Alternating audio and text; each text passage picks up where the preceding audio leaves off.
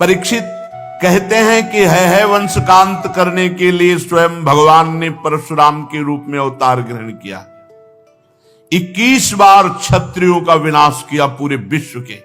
राजा परीक्षित ने पूछा, प्रभु क्या अपराध हो गया क्षत्रियों से कि भगवान परशुराम जी ने 21 बार घूम घूम करके पूरे भूमंडल से क्षत्रियों का विनाश किया। श्री सुखदेव जी महाराज कहा कि परीक्षित, ये उन दिनों की बात है जिस समय है वंश का अधिपति शास्त्राबाहु अर्जुन, वो एक महान बलवान श्रेष्ठ राजा था और खास बात उसने दत्तात्रेय जी को प्रसन्न कर लिया था, अवधूत शिरोमणि दत्तात्रेय जी, और उनसे 1000 भुजाएं, कभी शत्रु से युद्ध में पराजित न होना, कभी कोई ऐश्वर्य की कमी न होना, जो इच्छा करे वो प्राप्त हो जाना, ये सब वरदान प्राप्त किए थे भगवान दत्तात्रेय जी से। अब अबाध बल, अतुल संपत्ति, तेजस्विता, वीर, कीर्ति, शारीरिक बल, सब कुछ दत्तात्रेय जी से प्राप्त हो गया था। एक तरह से वो महायोगेश्वर खुद बन गया था दत्तात्रेय जी की कृपा से। शास्त्राबाहु अर्जुन वो ऐसी सिद्धियां जान गया था कि सूक्ष्म से सूक्ष्म, स्थूल से स्थूल वो शरीर धारण कर लेता है। बड़ी सिद्धियां उसकी, वो वायु की तरह कहीं भी पहुंच जाता।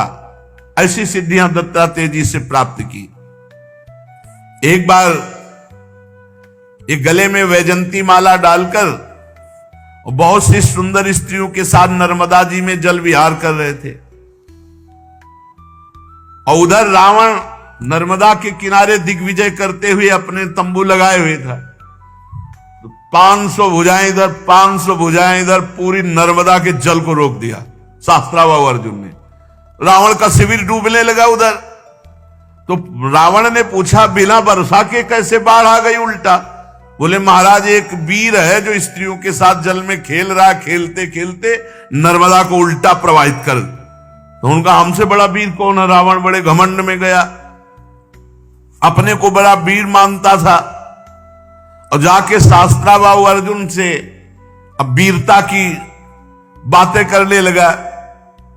तो उन स्त्रियों को प्रसन्न करने के लिए खिलवाड़ में तो ऐसे रावण को पकड़ लिया शास्त्राबाहु अर्जुन ने, बंदर के समान एक पिंजड़े में बंद करके, और अपनी राजधानी माहिष्मती ले जा करके जहां घोड़े थे वहां पिंजड़ा रख दिया। पिंजड़े में 10 खोपड़ी वाले रावण को 20 भुजा, 1000 भुजा वाला शास्त्राबाहु अर्जुन, और सब सिद्धियां प्राप्त किए।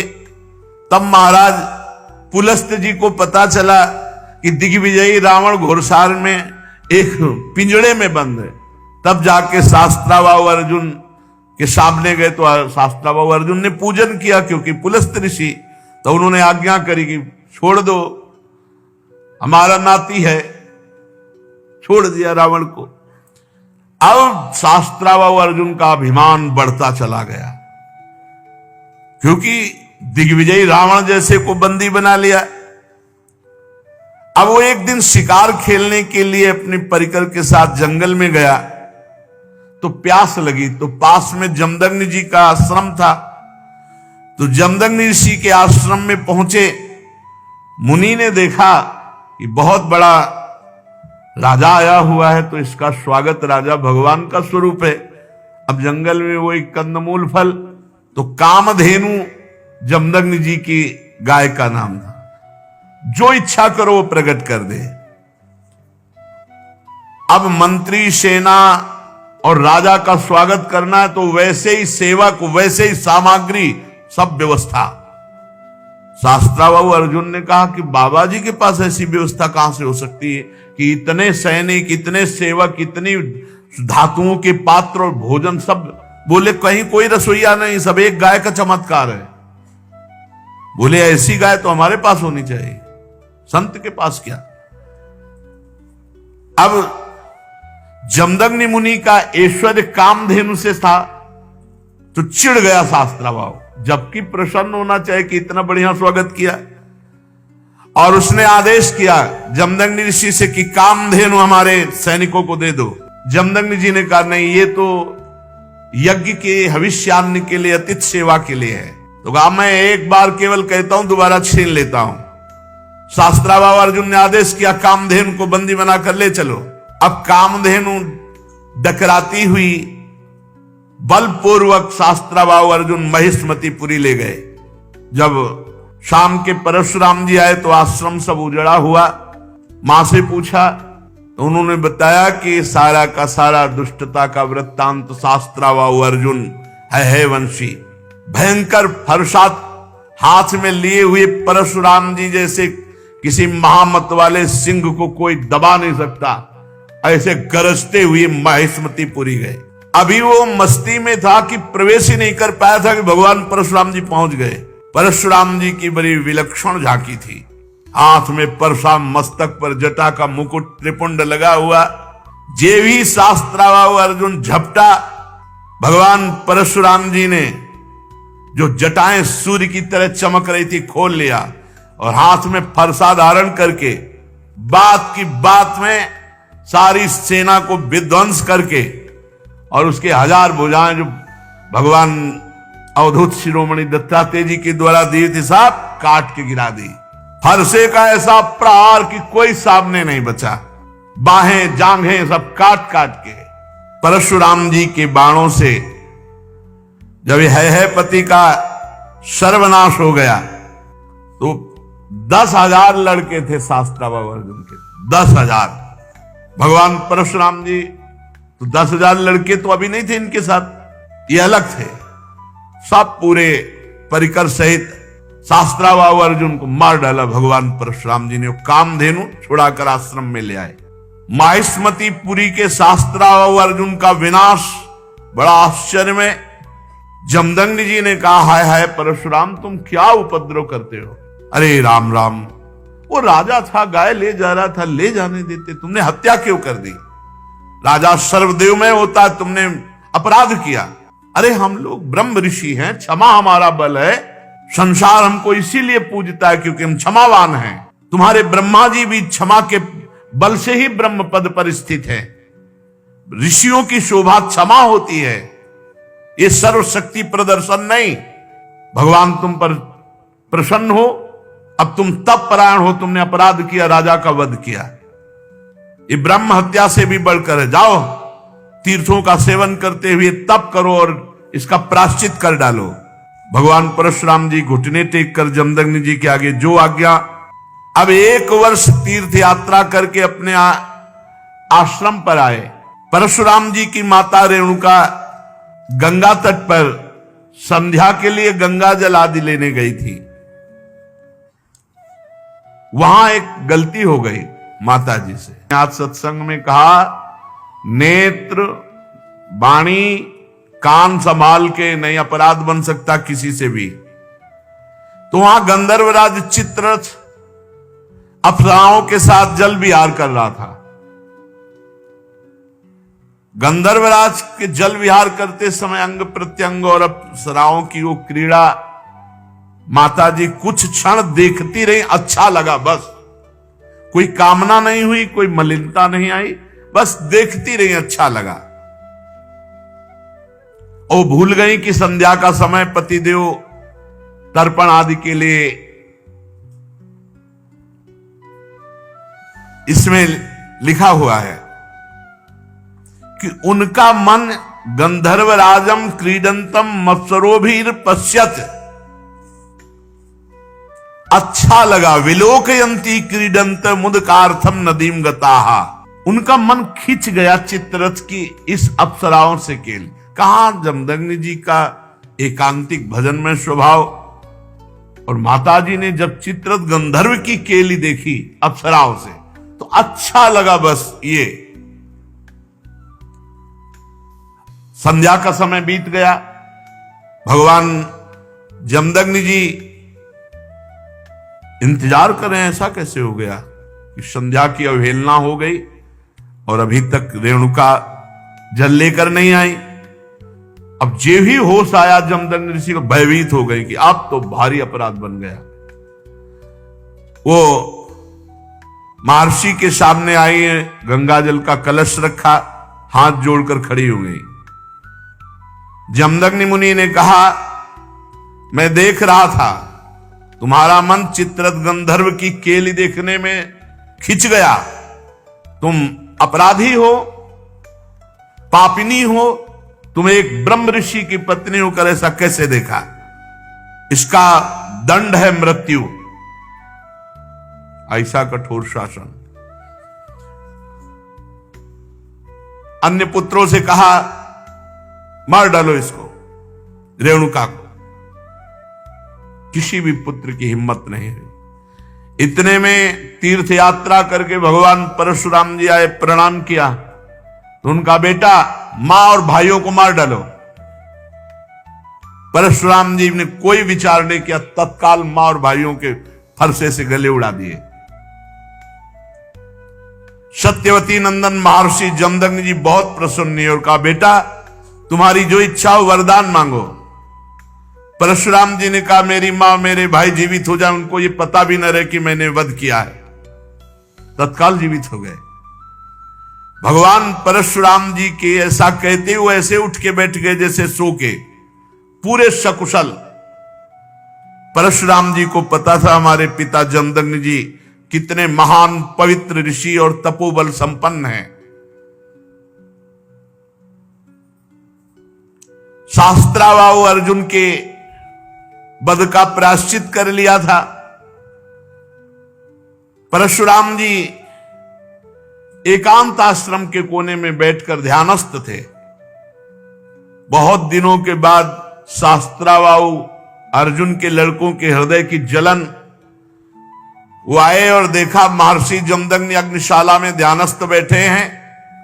उनको बाहर की कोई शुद्ध नहीं, वो सब प्लान बना के आए थे। पूरे आश्रम को उजाड़ दिया और माता रेणुका बड़ी दीनता से प्रार्थना कर रही थी, एक भी बात ना मानी और जमदग्नि जी का सिर काट ले गए। जमदग्नि जी ध्यानस्थ थे। बड़े नीच कार्य किए आश्रम में।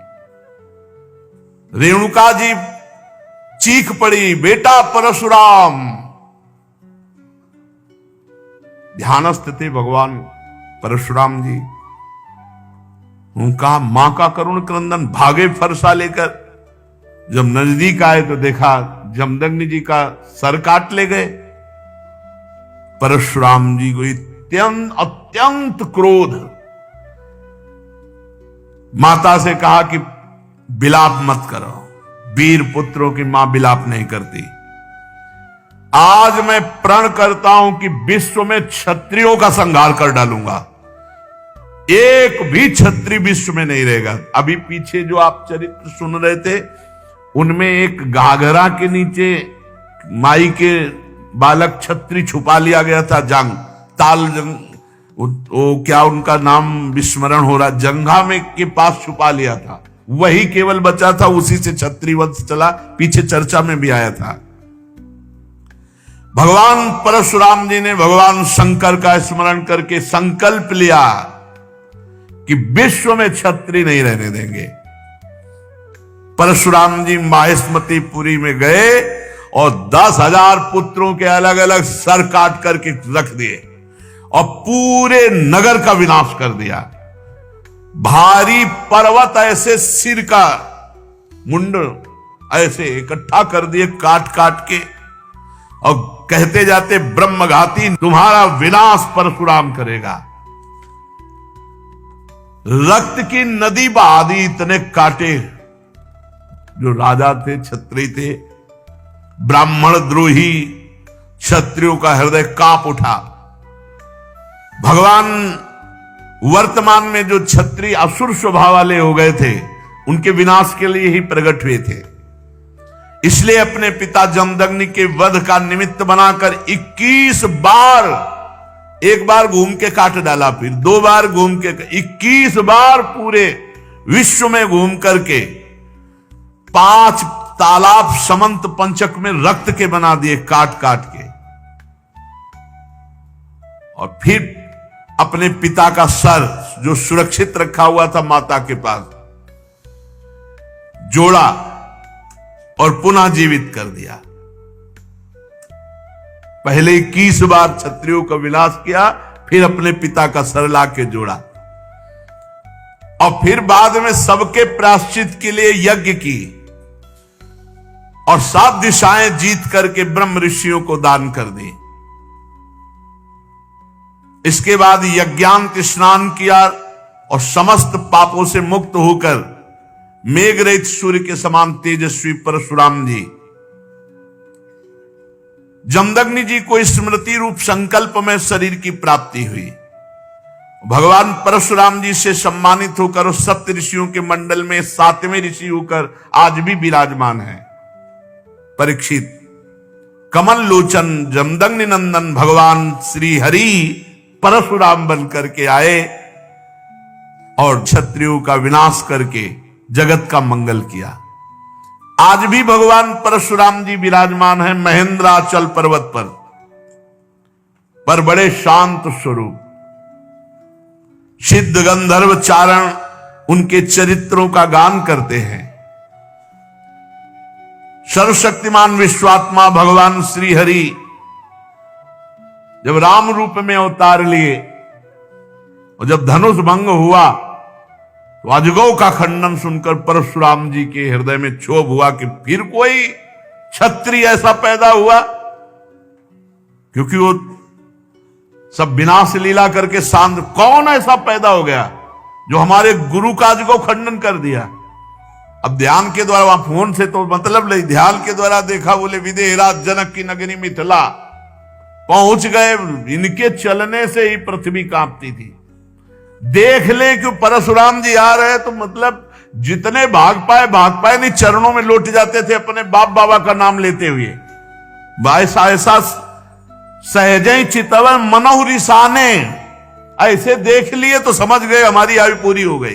कोई भी हो, ऐसा रुद्र रूप भगवान परशुराम का। पिता सहित नाम लेकर सब दंडवत प्रणाम। महाराज जनक भी सब सीता जी को लाके, विश्वामित्र जी राम लक्ष्मण को लाके दंडवत कराई। भगवान परशुराम ने कहा, जनक इस सभा में कौन ऐसा है जो हमारे गुरु भगवान शंकर के अजगौ का खंडन करने वाला है। सारी सभा उसको छोड़कर अलग हो जाए या वो सभा को छोड़कर अलग हो जाए, नहीं अभी सारी सभा मारी जाएगी। अब तो कोई उनके ये थोड़ी था कि केवल भाषण ही दे रहे हो। उन्होंने 21 बार क्षत्रियों का, पूरी जनकपुरी में हाहाकार मच गया। जानकी जी को एकांत लेकर उनकी माता रोने लगी, सब बन गया था बिगड़ गया, नहीं तो बढ़िया बन गया था। अजगौ खंडन हो गया, राम जी के साथ सिया जी का ब्याह हुआ। बाहर उलरे चलाए दे रहे थे परशुराम जी। लक्ष्मण जी ने कहा, महाराज थोड़ा शांति धारण करो।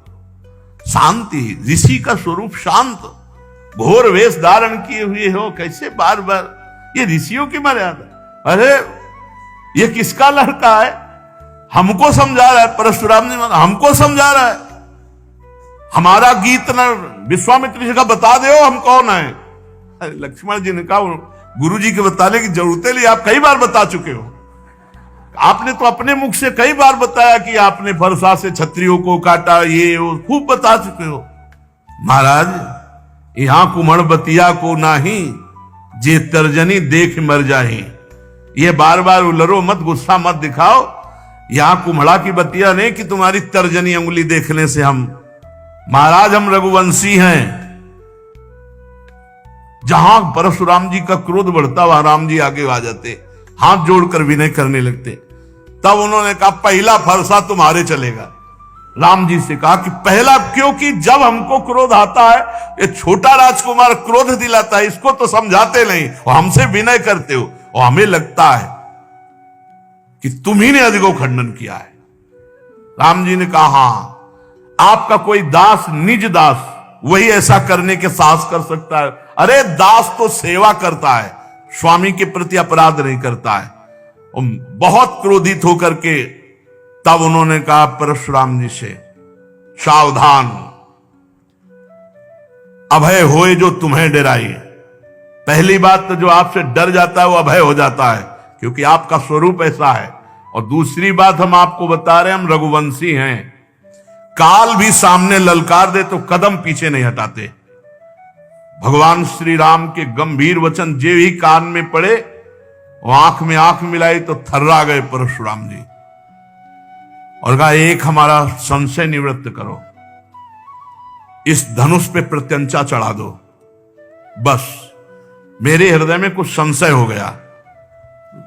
ऐसे ही जेवी लेने को हुए से धनुष आ गया, खिलवाड़ में चाप चढ़ा दी। तो उनका भगवान श्री हरि के सारंग धनुष पर चाप केवल श्री हरि चढ़ा सकते हैं। आप श्री हरि हैं, आप हमारे भगवान हैं और भगवान के चरणों में झुके। और उस दिन जो चाप चढ़ा तो भगवान श्री राम ने कहा, आपकी आयु को नष्ट कर दे या आपके तप को नष्ट कर दे, क्योंकि बाण व्यर्थ नहीं जाएगा। तो उनका, प्रभु हम तो आपके आश्रित हैं, तप को नष्ट कर दीजिए जिसे हम पुनः कर सकते हैं, लेकिन आयु और अंतर्ध्यान शक्ति आदि को नाश मत कीजिए। भगवान ने परशुराम जी के तप को लक्ष्य बनाकर बेधा। उस दिन से आज भी शांत स्वभाव से बिना किसी को मारे काटे भगवान महेंद्राचल पर्वत पर विराजमान है। अगर आपको यह वीडियो पसंद आई हो तो इस वीडियो को लाइक करें और मेरे चैनल को सब्सक्राइब करें। आगे आने वाले समय में ऐसी ही और भी वीडियोस में अपलोड करूंगा। अपना कीमती समय देने के लिए धन्यवाद।